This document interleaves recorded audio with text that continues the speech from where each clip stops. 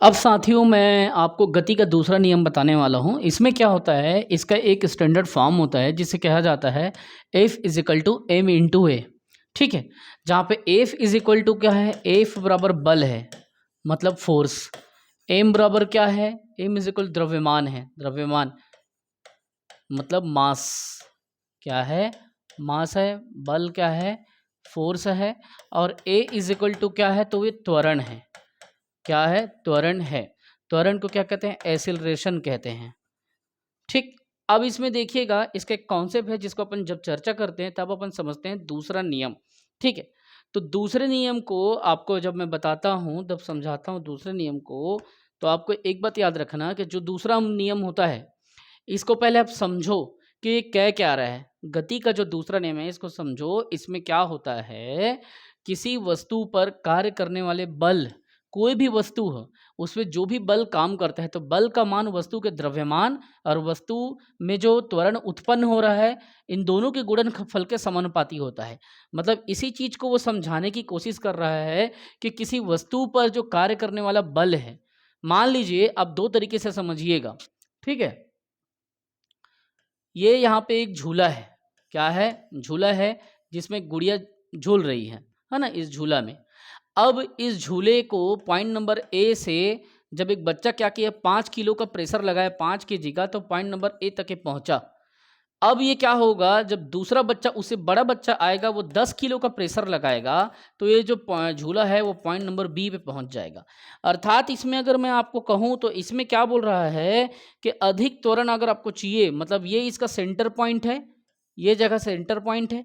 और इसमें क्या हो रहा है कि अगर आपको अधिक त्वरण चाहिए, अगर आपको ज़्यादा त्वरण चाहिए, तो अधिक त्वरण के लिए अधिक बल की ज़रूरत पड़ रही है। यहाँ पे देखिए, हमने यहाँ तक त्वरण किया, पॉइंट ए में पहुँचाया, तो 5 किलो का मतलब हमने क्या किया, इसमें वजन लगाया। ठीक है, इस पे हमने जितना भी इसका द्रव्यमान था, उस द्रव्यमान को धक्का मारा, किसको, इस झूले का। तो 5 किलो का हमने क्या किया, काम किया इस पे। अगर हमको इसमें 10 किलो का काम करना रहता तो इसी पे हम कितने, हमने क्या किया, अगर 10 किलो का हमने काम किया तो ये त्वरण जो है, यहाँ से जो ए था वो पॉइंट नंबर बी चला गया। मतलब सरल भाषा में अगर कहा जाए तो अधिक त्वरण हेतु अधिक बल की जरूरत होती है। ये चीज को आप लिख लो, कोई किताब आपको समझ नहीं पाएगा, समझा नहीं पाएगा। अधिक त्वरण हेतु अधिक बल की जरूरत होती है, अधिक बल की जरूरत होती है। अगर आप इसको वैज्ञानिक तरीके से समझो, टेक्निकल टर्म में, तो ये क्या बोलेगा कि दूसरा नियम कह रहा है किसी वस्तु पर कार्य करने वाले बल, मतलब मैंने झूले पे क्या किया, बल लगाया। पहले में मैंने 5 किलो लगाया तो वो पॉइंट नंबर ए तक पहुंचा। तो किसी वस्तु पर कार्य करने वाले बल का मान, जो भी उस बल का मान रहेगा, तो द्रव्यमान मतलब वो झूला का वजन तथा वस्तु में उत्पन्न जो त्वरण होगा, मतलब वो पॉइंट नंबर ए तक पहुंच रहा है ना, वस्तु में उत्पन्न त्वरण के गुणनफल, मतलब दोनों को आप क्या कर रहे हो, एम इंटू ए कर रहे हो, इन दोनों के गुणनफल के क्या होता है, समान अनुपात होता है। मतलब अगर आपको 5 किलो का आप वजन लगाते हो तो ये पॉइंट नंबर ए पे ले जाएगा। अगर आप 10 किलो का वजन लगाता है कोई बड़ा बच्चा, तो ये पॉइंट नंबर बी पे लेके जाएगा। और जो ए है वो उसका त्वरण है, मतलब सेंटर पॉइंट से वो ए तक पहुंच रहा है, और जब 10 किलो लगा रहा है तो वो बी तक पहुंच रहा है। तो ए और एम मतलब झूले का द्रव्यमान, और वो पॉइंट नंबर बी मतलब तुम पर त्वरण किया या तैरा समझ लो या एसिलरेट किया, तो इन दोनों के बीच में जो भी वैल्यू निकलेगा वो टोटल बल के ऊपर जाएगा, मतलब उसके समानुपाती होगा। समानुपाती होगा मतलब जब 5 किलो का प्रेशर लगाया तो पॉइंट नंबर ए पे गया, अर्थात एम इंटू ए हुआ। जब 10 किलो का प्रेशर लगाया तो वो पॉइंट नंबर बी पे पहुंचा।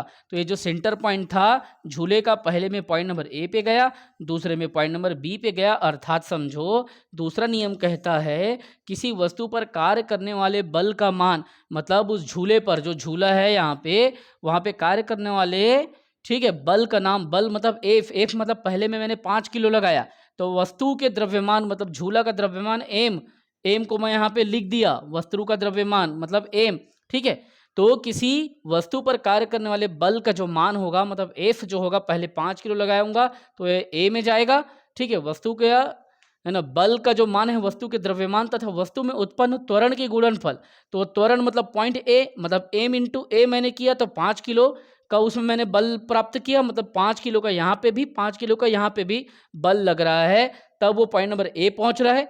जब मैं उसमें 10 किलो का वजन मार रहा हूं तो पॉइंट नंबर ए से हट के वो पॉइंट नंबर बी पे आ जा रहा है। तो वही चीज बोल रहा है दूसरा नियम कि किसी वस्तु पर कार्य करने वाले बल का मान वस्तु के द्रव्यमान मतलब झूला का वजन, ठीक है, एम, वस्तु का द्रव्यमान एम तथा वस्तु के त्वरण के गुणनफल, त्वरण वही ए, इन दोनों के गुणनफल के क्या होगा, समानुपाती होगा। इसीलिए कहा गया है F is equal to m into a, जितना इसका वजन होगा किसका, झूले का, उतना क्या होगा, त्वरण होगा, और इन दोनों के बीच में जो गुणनफल होगा वो उसके लगाए गए बल का मान होगा। अगर मैं 5 किलो का वजन लगा रहा हूँ तो पॉइंट ए पे जा रहा है, और 10 किलो का वजन लगा रहा हूँ तो झूला आगे निकल जा रहा है, अर्थात पॉइंट बी पे जा रहे हैं। यही चीज़ है, एकदम सिंपल है दूसरा नियम, ठीक है। और गति के दूसरा नियम का कुछ रूल है, उसको अपन अनुप्रयोग को आपको बताता हूं मैं क्या।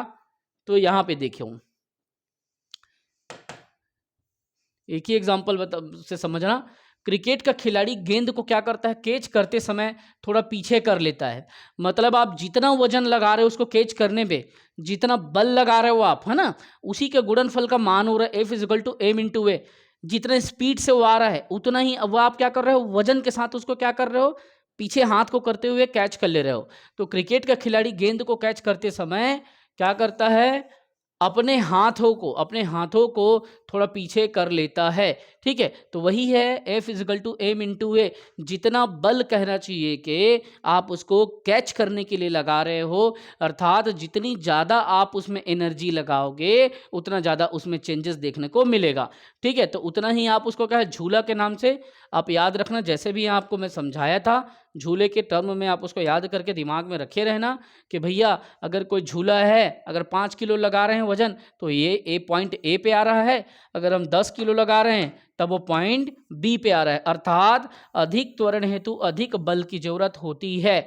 जब ज़्यादा त्वरण के साथ गेंद को फेंक रहे हो तो ज़्यादा बल भी लगाना पड़ रहा है आपको, भाई ऐसी तो नहीं जाएगा उतने त्वरण में। इसीलिए जब ज़्यादा बल लगाया जाता है, इसीलिए हमको पकड़ने के लिए हाथ को पीछे करना पड़ता है, हाथ को हमको क्या करना पड़ता है, उतने ही बल के साथ पीछे करना पड़ता है। तो वही बोल रहा है कि इसका मान होता है बल इज इक्वल टू एम, ठीक है। जो गेंद का जो द्रव्यमान है उसको मल्टीप्लाई कर दो, उतने ही स्पीड से ही कहना चाहिए कि आप उसको एक्सेलरेट कर दो त्वरण के साथ में। तो इन दोनों का जो गुणनफल होगा उतना बल आपको प्राप्त हो जाएगा F is equal to m into a. सरल भाषा में अगर तुमको कहे तो अब बता देना कि किसी भी वस्तु पे, कोई भी वस्तु पे जो भी हम बल लगाते हैं वो क्या होता है, बल लगाते हैं जब तो वो वस्तु का द्रव्यमान जो है वो त्वरण के गुणनफल के समानुपाती होता है, बस, ठीक है। उतना आप बता देना, फिर वो चीज़ें बहुत इजीली तरीके से आपको बन जाएगा, है ना। तो देखिए किसी वस्तु पर कार्य करने वाले बल का मान वस्तु का जो द्रव्यमान m है तथा वस्तु से उत्पन्न त्वरण के गुणनफल से जो भी त्वरण निकल रहा है, मतलब आप यहाँ पे कह सकते हो कि जो भी इसका द्रव्यमान है ना, उसको कोई भी वस्तु पर लगाया गया बल बराबर फोर्स, ठीक है। तो बल का मान वस्तु के द्रव्यमान मतलब m तथा वस्तु से उत्पन्न त्वरण मतलब ए, एक्सीलरेशन, इन दोनों की गुणनफल, मतलब गुणनफल इन दोनों का गुणा का निशान है यहाँ पे m इंटू में। तो इससे जो भी निकलेगा ना वो इसके समान अनुपात में निकलेगा। अर्थात यहाँ पे मान लो 10 किलो का वजन निकला तो यहाँ पे भी 10 किलो का वजन निकलेगा, ये इतना बोल रहा है। उतने स्पीड से अगर बाल आ रहा है उसको कैच करना है तो उतनी स्पीड से आपको क्या करना है, बल लगा करके बाल को हाथ को पीछे रख के कैच करना पड़ेगा। तो m इंटू ए जो है, जो भी इसका मल्टीप्लाई होगा उतना बल हमको प्राप्त होगा, ठीक है। जब हमको किसी वस्तु पे 5 किलो का धक्का लगाते हैं तो वो मशीन क्या होती है, 5 किलो के हिसाब से आगे बढ़ती है।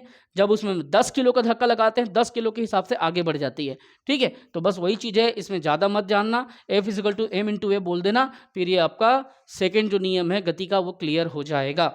चलिए, धन्यवाद।